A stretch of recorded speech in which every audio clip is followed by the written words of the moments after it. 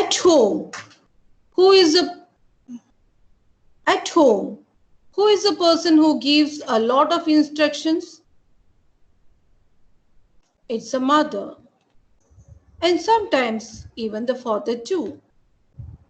But why do they give their children a lot of instructions? It is only to perfect them and to make them a responsible and respectable person in the society. But what will happen if the do's and don'ts are too many? How will children react to it? So, here we are going to see a poem named Amanda, written by Robin Klein. But before we go into the poem, let us see something about the poetess Robin Klein.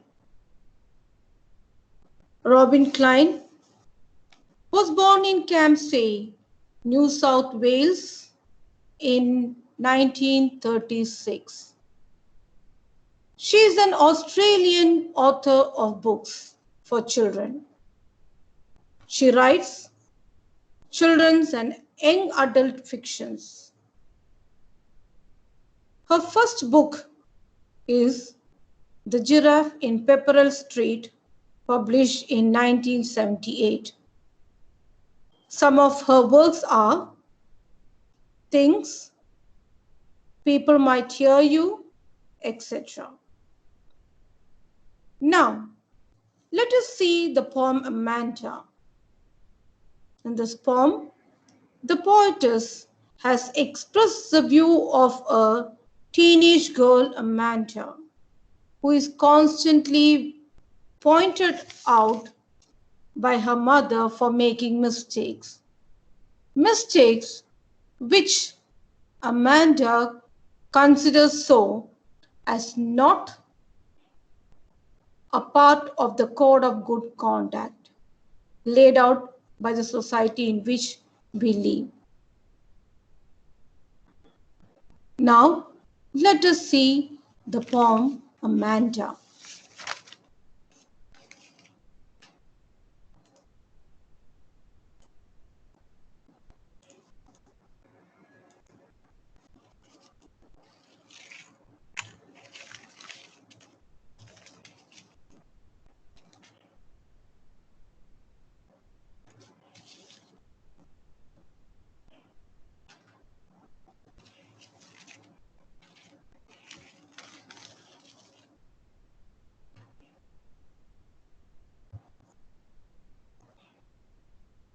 Amanda. Don't bite your nails, Amanda. Don't hunch your shoulders, Amanda. Stop that slouching and sit up straight, Amanda. When her mother gives her a set of instructions, she drifts into an imaginary world.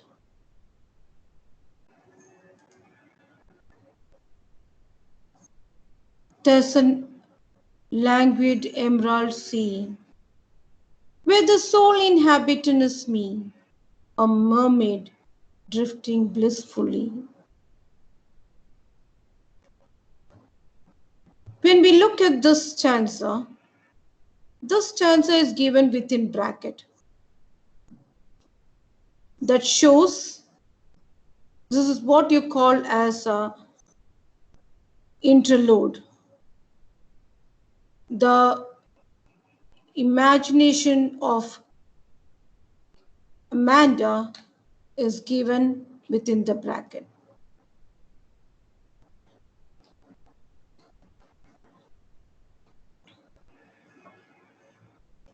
When you take the first stanza, don't bite your nails, Amanda. Don't hunch your shoulders. What do you mean by hunch? Hunch means bend, as you see in this picture. She bends herself. What do you mean by slouching? Once again, I've given the picture. Slouching, sitting in a lazy way.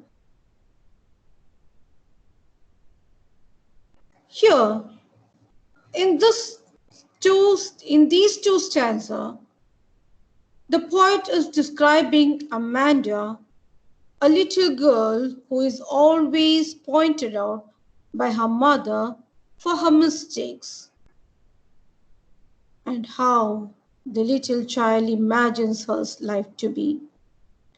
The poetess says that the mother is pointing out Amanda for biting her nails, for hunching her shoulders, to stop slouching, and to sit up straight. Amanda, who has the habit of biting nails, bending her shoulders, sitting in a lazy way, makes the mother angry. She instructs her child to do certain things, to sit in a right posture. When a set of instructions is given to Amanda, see how she imagines herself at this point of time when she is being scolded by her mother. She imagines herself to be in a deep green sea. She says that she wants to be the only resident of this beautiful green sea. She imagines herself like a mermaid, as I have shown you in the slide, the picture of a mermaid. She imagines herself like a mermaid who is alone there and leads her life in a very relaxing way. She says that she wants to be carried away by the current of water and feel the relaxing environment there. What do you mean by languid? Languid means relaxed. What do you mean by soul inhabitant? Meaning being all alone, only resident of that large green sea. What do you mean by drifting? Drifting means carried slowly by the water. Blissfully means happily. So she wants to be carried away by the current, happily enjoying the relaxed environment in the green sea. Now, we move on to the next stanza.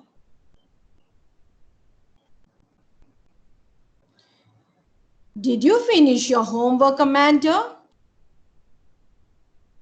Did you tidy your room, Amanda? I thought I told you to clean your shoes, Amanda.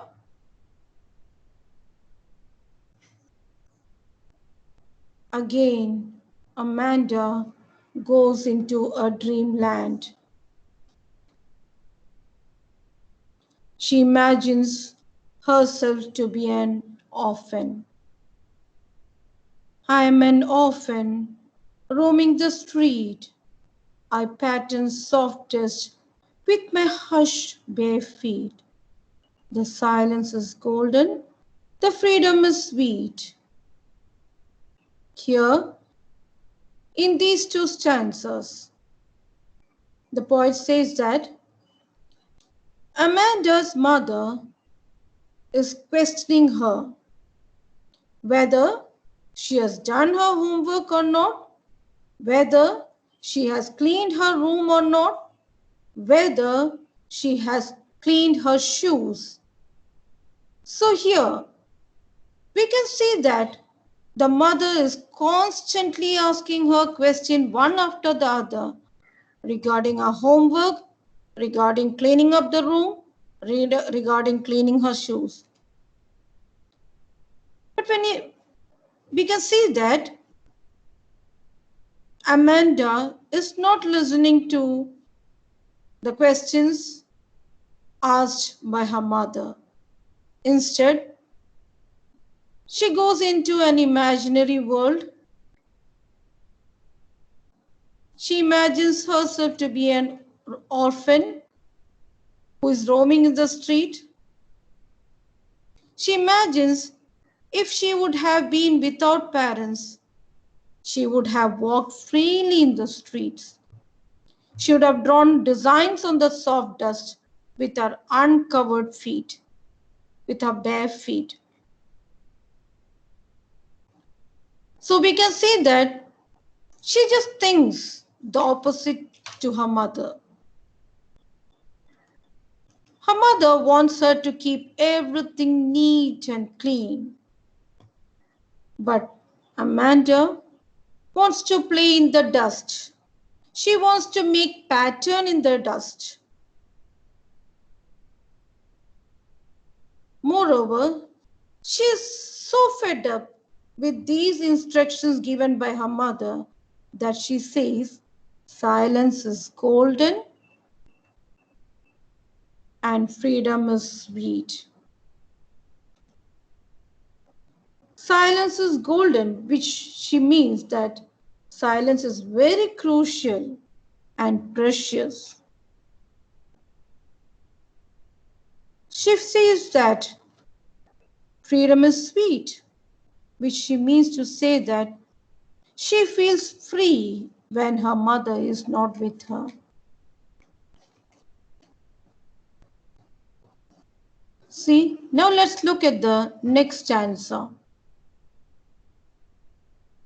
Don't eat the chocolate, Amanda.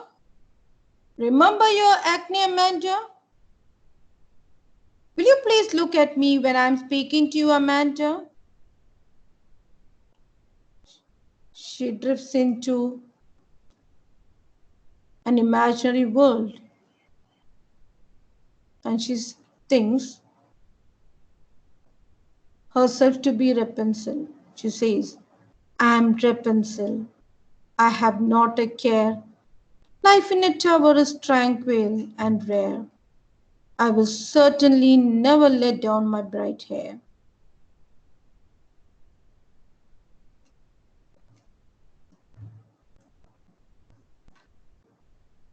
What do you mean by acne here? Acne means pimples. Maybe when Amanda eats chocolates, she must be getting pimples on her face. That is why her mother instructs her not to eat chocolates. But chocolates are things which are usually liked by everyone, not only by kids, even by adults. And when we go to the next stanza, Rapunzel. Rapunzel is a fairy character.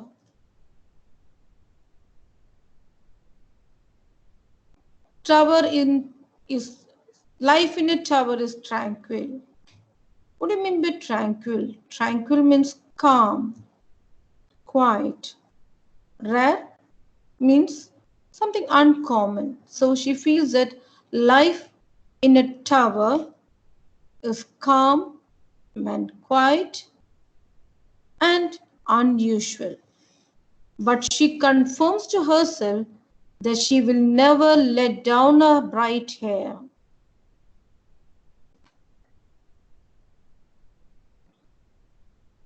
The story of Rapunzel is Rapunzel was the daughter of a king and princess. She was captured in a tower by a witch. The witch used to climb the tower with the help of a long hair of Rapunzel that were let down by her through the window, as you see in this slide. So now Amanda wants to be Rapunzel because she feels that life in the tower will be peaceful and unusual.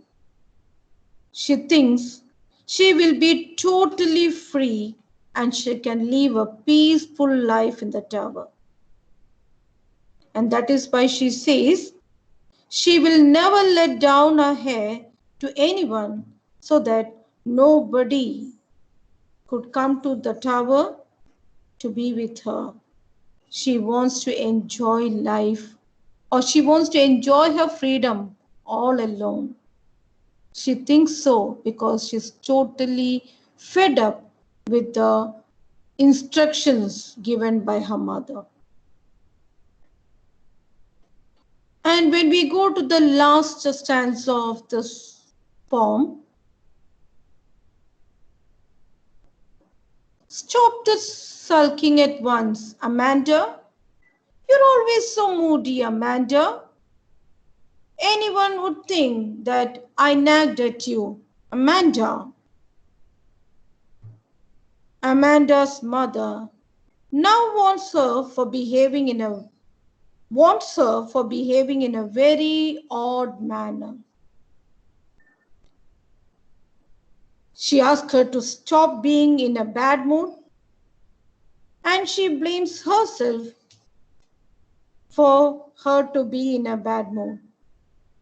She also scolds Amanda by saying that her behavior will make people think that Amanda was constantly being questioned or being instructed or being harassed by her mother.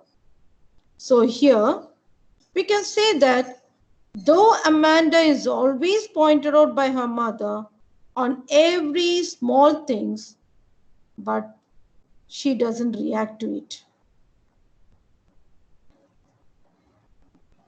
She knows that if she reacts to her mother's instructions and questions, she would once again be scolded.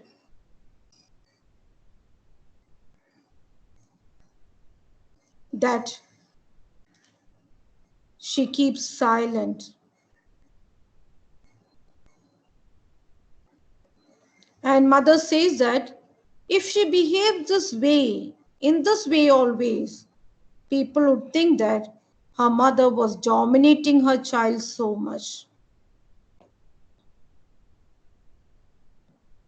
What do you mean by sulking? Sulking at once. Sulking means being in a bad mood. Moody? Moody means being unstable.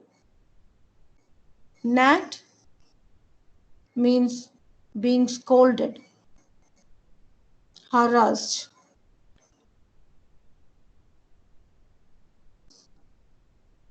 So, from this poem, what do we understand? We understand that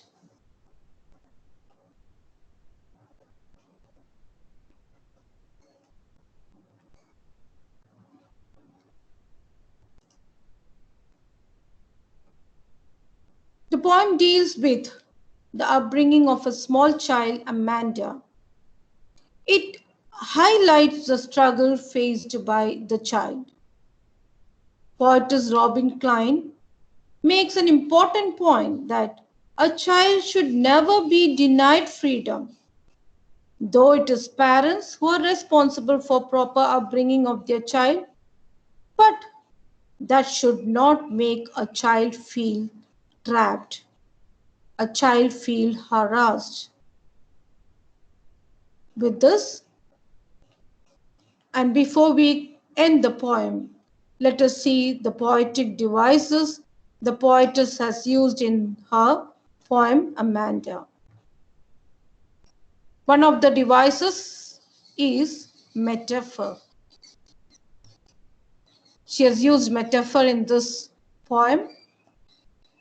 It's a figure of speech in which a word or phrases is applied to an object or action to which it is not literally applicable. In this poem, Amanda imagines herself as a mermaid and Rapunzel. The next poetic device is repetition. It's a literary device in which a word or phrase is repeated 2 or more times. In the poem, words like Amanda, don't eat, don't, etc. are repeated again and again for poetic device. See? So the poetess has used repetition. Another poetic device is alliteration. Alliteration is the occurrence of a same letter or sound at the beginning of adjacent or closely connected words. Like example in the poem, stop that slouching. Stop that slouching.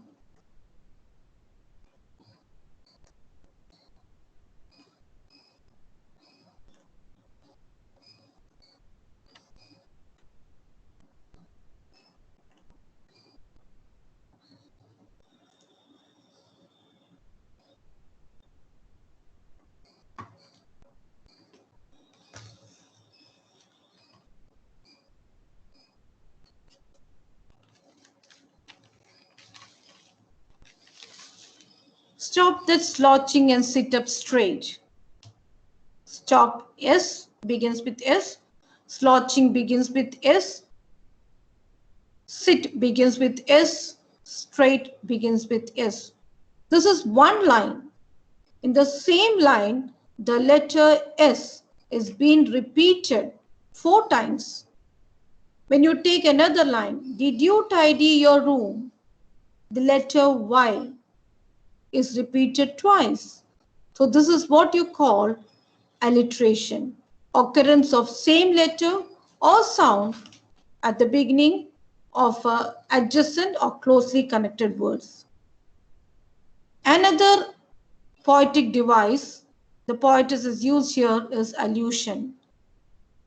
It's a literary device in which the writer or speaker refers either directly or indirectly to a person, event, or thing in history, or to a work of art or literature.